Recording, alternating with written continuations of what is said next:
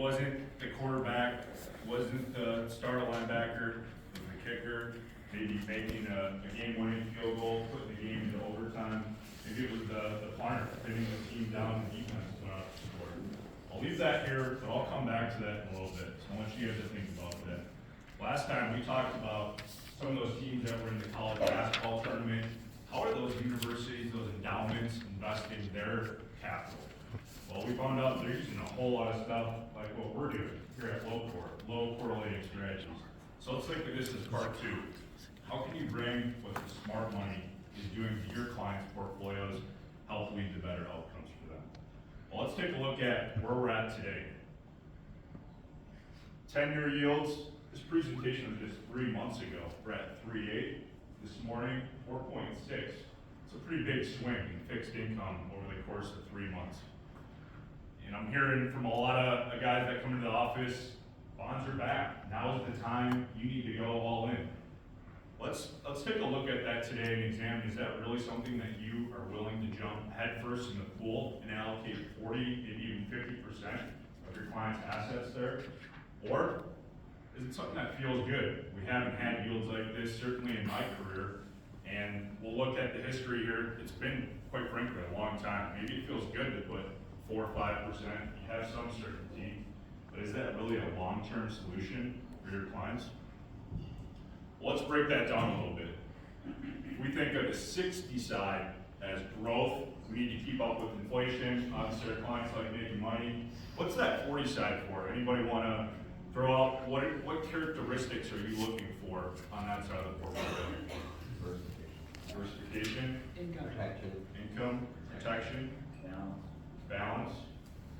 A lot of things, right? If we take product off the table here, we just look at the numbers, what we're trying to accomplish, how do we get those outcomes? I want to help you guys think through that a little bit here today. Might be helpful if we look back at history, we look at the last 40 years, what's happened, what's got us to this point here today? Well, going back to the 1980s, that was actually the best decade for bonds over the last 40 plus years, averaging almost a 13% rate of return. Pretty good, right? Looking at where did we start though? Interest rates were much, much higher. You know, we hear a lot of people complaining about 6, 7% mortgages today. Well, guess what? 14, 15, 16% 40 years ago. Fast forward to the 1990s, still much higher starting point than where the 10 years at today, almost over 9%. That was the second best decade for bonds. Let's call it 7.5%, 8%. Third best, 2000s, our starting place again, closer to about 7%, so still significantly higher than where interest rates are at today. More recently, 2010s, we're probably somewhere, starting the clock today at 4.5 on the 10-year, we're probably somewhere in here. So historically, we're looking back at the last 40 years. Does anyone want to take a guess what bonds have averaged? 6.8. 6.82.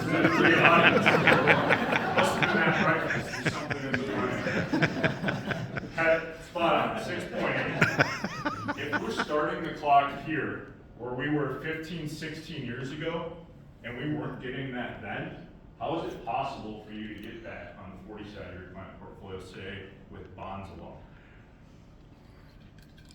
Well, let's walk through what could possibly happen. I don't know, this isn't a capital markets prediction. I'm not going to tell you that interest rates are going higher, that they're going lower. Does anybody here feel strongly rates are going down over the next 3 to 5 years? PIMCO promised me. No promise, okay. A few hands. Anybody think rates are going higher? Few hands. I don't know, right? But if interest rates go down, you know, our value goes up on those bonds, right? We're making money. Clearly, it's been a challenging year the last couple of years for fixed income, but we're reinvesting at a lower rate there. What about rates go up from here? That's what we've been in. It's been a challenge for bonds. We've seen that the last few years. Our clients have probably seen that too. Calling you and going, this is supposed to be the safe thing in my portfolio. Why am I down just as much as the equities in my portfolio? Anybody get that question from any of your clients in the last year or two? Well, probably the best scenario is no. change in interest rates. If we just keep clipping 4.5%, 5%, life would be great, right? Probably pretty unlikely, given where the Fed's at. Inflation ticked up higher here today yet again. But they have a lot of work to do still. So if we're not getting that same level of return that we have the last 40 years moving forward, what's the other reason we own them? We talked about diversification. Well, they've been a great diversifier. If you can see this blue area here over the last 20 years, why is that? Well, they've been low to negatively correlated to stocks. Anyone want to take a stab? What does that mean? Move differently. So if equities go down, bonds would go up. Well, that's worked out pretty good. Probably saved you in 2000, 2002 during the tech bubble. Bonds were that ballast, that rock in the portfolio. More recently, 2008, 2009, great financial crisis, because they were low, negatively correlated. Well, what's interesting here, what's happened over the last 2-3 years, that correlation number has gone up pretty significantly. They're moving in the same direction. Just like you said, what correlation means. Well, it's interesting, we haven't seen that in nearly 25 years. And in fact, when you look back even longer, going back to the 70s, lasted a pretty darn long time, right? You know, what two things are going on today when your clients turn on the TV and watch CNBC, they pick up the Wall Street Journal, what two things are they reading about that are similar today as that was going on in the 70s and 80s? Higher rates and inflation. Boom. Why are rates going up? To tackle inflation, right? Think there might still be a long road ahead. Your clients need diversification. If they're moving in the same direction, are they really providing that for you? So if you're not getting that same type of return, you're not getting that same diversification benefit, is there another way we should be thinking about the 40 side? We'd suggest yes. We'd say you're better off as a football team when you have offense, defense, and a good special teams. Think of it as a 60-20-20 correlation. Same principle as why you own that 40, diversification, meaningful return, act as a ballast, just maybe a different wrapper on how to do that. Let's talk through, you know, how significant can that be when you do have a good special teams in the portfolio? Well, pretty significant. In fact, almost $4 million more that your clients would have if they stuck with this plan over the last 40 years. Now, 1980s, that was the best period for the 60-40 portfolio, almost 16% for your clients. Well, guess what? 60-20-20 with a good special teams delivered almost 300 basis points better and better on a risk-adjusted basis. Clients are taking less risk and getting a higher rate of return. Who doesn't want that? And it's not just the 1980s, it's not just more recently over the last 2-3 years that alternatives have probably become a lot more popular in the office here. In fact, sticking with this plan over the last 40 years has been profitable in each of those decades. Regardless of what might be happening next, whether rates go higher, lower, stay the same, you can look your clients in the eye and say, if we put together a plan using other type of strategies, the outcomes can be significant. What happens in alternative work, as I mentioned, this isn't just the last 3 years that we've done our job, it's actually more like the last 40. So why are we getting all the attention now? You know, how do you do this? This is a plan. A plan takes a few things. One, it takes discipline, something that you need to stick with, and two, it takes time to work. If I have a goal and I want to get healthy over the next year, doesn't mean I just go to the gym a couple times in the first month, buy an extra few bags of vegetables that I'm gonna throw out later. I gotta stick with it, right? You gotta get on the schedule, you're gonna get the results that you're looking for.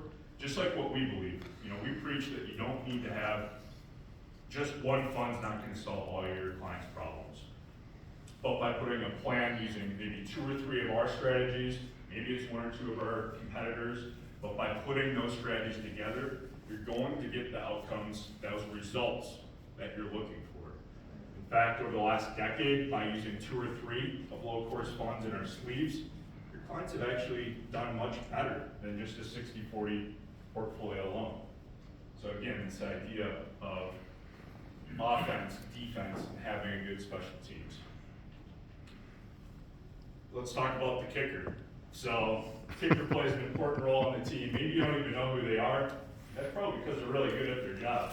Their names seem to come up when they miss that kick. You're talking about it on Monday, you go back in the office, and geez, can't believe the double doink and it missed the whole thing, right? Well, look at this. From a batting average perspective, your percentage chance of putting green on the screen over any 1 year period over the last 10 for bonds, under 60%.